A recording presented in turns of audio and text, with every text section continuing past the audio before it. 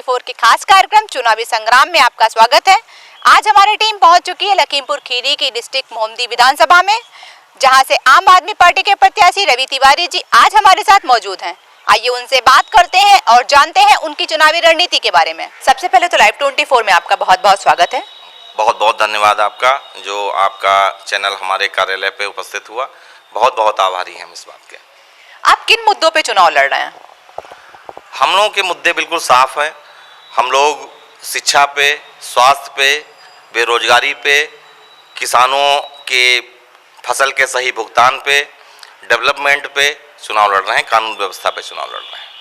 अगर आप जीतकर सत्ता में आते हैं तो ऐसे क्या विकास कार्य करेंगे जो मौजूदा विधायक के द्वारा नहीं करे गए हैं? हम लोगों का सीधा है कि हम लोगों ने बाकायदा हमारे माननीय अरविंद केजरीवाल जी ने 300 यूनिट बिजली फ्री का मैनिफेस्टो में दिया है। किसानों की टोटल बिजली फ्री रहेगी, घर की भी रहेगी और खेत की भी रहेगी। जो भी पुराने बिजली बिल होंगे माफ़ होंगे। प्रत्येक महिला को 1-1 हज़ार रुपया हम लोग देंगे और स्वास्थ्य सेवाएं जिस तरीके से दिल्ली में है उस तरीके से हम लोग करेंगे स्वास्थ्य सेवाएं। और प्रत्येक साल 10 लाख सरकारी नौकरी, और जब तक सरकारी नौकरी नहीं किसी को तब तक 5,000 रुपया बेरोजगारी भत्ता देंगे। आप पहली बार चुनाव लड़ रहे हैं, जनता का कैसा जन समर्थन मिल रहा है आपको? हमारी सम्मानित जनता से हमको बहुत ज़्यादा प्यार मिल रहा है और लगभग 12-13 महीने से मैं क्षेत्र में एक्टिव हूँ। कोई नया कैंडिडेट नहीं, यहीं का बेटा हूँ, यहीं का जन्मा हूँ, किसान का पुत्र हूँ। इतना समर्थन हमको, इतना प्यार मिल रहा है और हमको पूरी उम्मीद है कि यहाँ की सम्मानित जनता हमको विधानसभा अवश्य पहुँचाएगी। आपको क्या लगता है आपकी टक्कर यहाँ किसके साथ है? मेरी टक्कर किसी से नहीं है, ये समझ लीजिए। सारे प्रत्याशी मेरी नज़रों में शून्य हैं। 2 प्रत्याशी ऐसे हैं, वो जीतेंगे तो भाग जाएंगे, हारेंगे तो भाग जाएंगे। ये यहाँ की जनता जानती है और वो एक दूसरे को हरा रहे हैं। एक दूसरे को हरा, चुनाव जीत नहीं रहे हैं, वो एक दूसरे से हरा रहे हैं। और जो भारतीय जनता पार्टी के प्रत्याशी हैं उनका हाल यहाँ जनता ने देखा है, उनका अत्याचार जनता ने देखा है, उनका भ्रष्टाचार जनता ने देखा है। गोमती नदी को उन्होंने किस तरीके से उसका हनन किया है जनता ने देखा है। 5-5 हज़ार रुपये की जो बालू जो लोग फ्री लाते थे पहले, जो हमारे किसान लोग थे वो लोग बालू ऐसे ले लेते थे, उनका मकान वगैरह बनता था। आज की डेट में एक डनलप जो होता है, जिसको बैलगाड़ी आप लोग बोलते हो, 5,000 रुपये की बैलगाड़ी मिलती है। 5-5 लाख रुपए डेली का खनन होता है। ये सब जनता यहाँ देख चुकी है और किस तरीके से भ्रष्टाचार हुआ है वो जनता को पूरी तरीके से अवगत है और जनता इस चीज़ का करारा जवाब देगी। उनका तो कहना है कि उनके संरक्षण में ऐसा कोई खनन का काम नहीं हो रहा है, ये प्रशासन की तरफ से ऐसा हो रहा है। आप विधायक थे, क्या थे? जब प्रशासन चलाना आपको नहीं आता, आप विधायक थे। वो झूठ बोल रहे हैं और बाकायदा उनके परिवार के लोग गाड़ी खड़ी करके गोमती नदी के किनारे खनन करवाते थे और यहाँ की जनता बेहतर जानती है, उनको जवाब अवश्य मिलेगा। स्वास्थ्य, शिक्षा और रोजगार को लेकर के आपकी यहाँ पे क्या योजना है? हम लोग टोटल दिल्ली मॉडल पे चल रहे हैं और एक बात आप लोग मान लीजिए कि उत्तर प्रदेश में बिना आम आदमी पार्टी के सरकार नहीं बनेगी।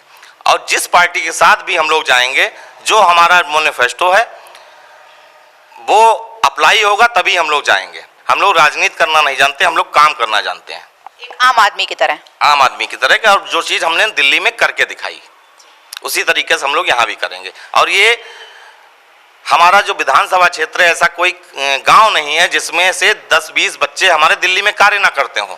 वो एज ए वॉलंटियर हमारा कार्य कर रहे हैं और पूरी योजनाएं आज टीवी के माध्यम से, मोबाइल के माध्यम से, समाचार पत्रों के माध्यम से सब लोग जानते हैं।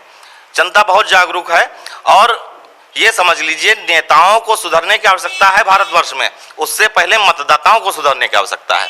हम छोटे से लालच में अपना एक कीमती वोट गिरवी रखते हैं और फिर 5 साल हम लोग पछताते हैं। हमारा जनता से यही अनुरोध है कि जो भी प्रत्याशी अच्छा हो आप उसको वोट दीजिए। रवि तिवारी अच्छे हो, रवि तिवारी दीजिए। अन्य प्रत्याशी अच्छा हो, अन्य प्रत्याशी दीजिए। अन्य पार्टी अच्छी हो, उसको दीजिए। अपने वोट की कीमत पहचानिए। बस यही मेरा जनता से एक विनम्र निवेदन है। आप यहाँ पे एक ब्राह्मण प्रत्याशी के तौर पे आए हैं और मोहम्मदी विधानसभा में ब्राह्मण वोटर्स की संख्या ज्यादा है, तो आपको ब्राह्मणों का कैसा जन समर्थन मिल रहा है? हमको सभी वर्ग का बहुत अच्छा समर्थन मिल रहा है।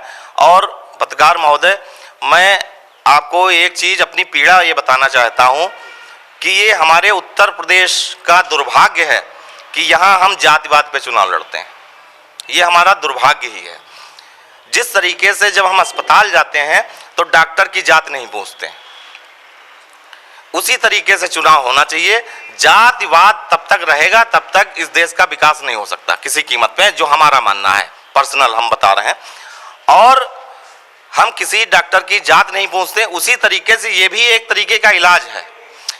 ये इलाज कराने के लिए अच्छे डॉक्टर की आवश्यकता है और अच्छे राजनीतिक अच्छे डॉक्टर सिर्फ अरविंद केजरीवाल जी हैं। और उन्होंने ऐसे ऑपरेशन किए हैं दिल्ली में, वो सबको दिखाई पड़ रहा है। आज कोई वहां रोग नहीं रह गया।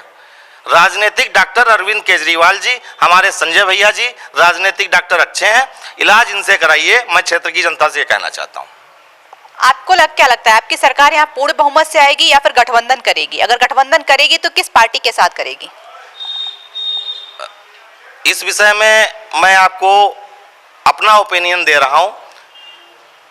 हमारी पार्टी, हम लोग हवा में उड़ने वाले लोग नहीं हैं।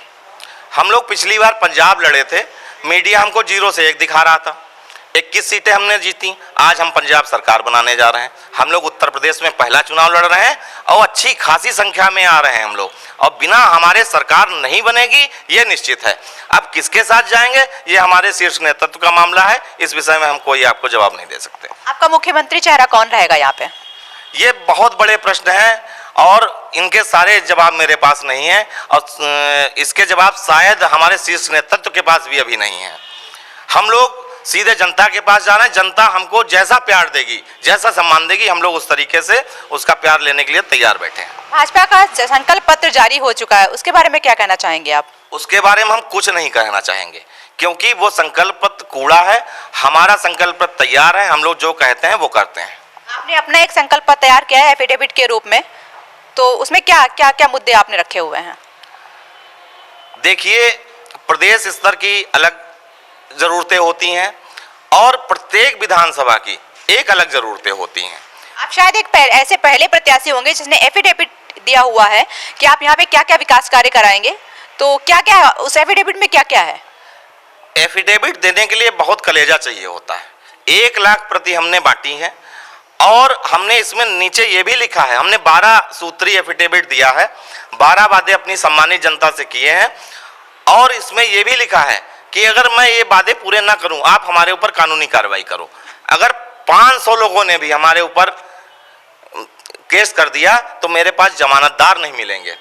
सादे कागज पे साइन करना आज की डेट में अपराध है अगर आप गलत तरीके से कर रहे हैं। हमने एफिडेविट जनता को दिया है क्योंकि मेरा विश्वास है और हम लोग भ्रष्टाचार को दूर भगाने वाले हैं, भ्रष्टाचारियों को यहाँ भगाने वाले हैं, इसलिए मेरा विश्वास है, इसलिए मैंने एफिडेविट दिया है और मैं ये कार्य पूरे करूंगा।